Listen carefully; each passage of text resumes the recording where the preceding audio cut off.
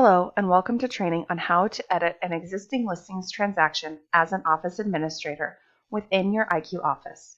To begin, log into your IQ office and click on the Financials icon on the left-hand side of the screen, and then on Transactions to open your main Transactions dashboard. Be sure you land on the Transactions tab at the top.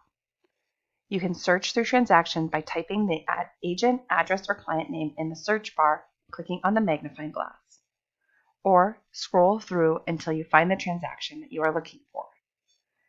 To edit an active listing transaction, you can click or go to Actions, Edit in order to open up the edit screen. Once the edit screen is open, you have several tabs along the top for options to edit the listing.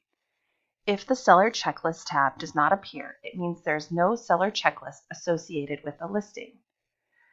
Scroll down on the Details tab to the Seller Checklist item and select the checklist from the choices that you would like to have applied to the listing.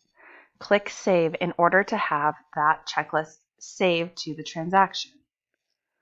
On the Financial tab, you will see the financial details of the transaction, including the agents, agent fees, company fees, referrals, deduction, and incomes associated with the transaction. You can easily edit these by clicking the Actions Edit next to any of these features. The People tab includes all people associated with the listing. The seller, title, mortgage, warranty, lawyer, and other vendors will all be listed here, as well as any agents associated with the listing. All listings are assigned a transaction email for each side. You can find the seller side email on the Transaction tab, as well as the Main Details tab. Any documents that are emailed into this address will automatically populate underneath the Seller Documents section of the transaction. The Seller Checklist is a list of all documents needed for the transaction to be considered complete. You can see the percent complete of the checklist at the top of the checklist screen.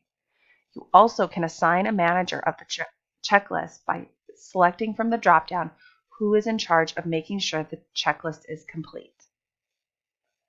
To see all history of the transaction, click on the History tab to see changes that have been made. This has been an overview of how to edit an existing listing transaction within IQ Office.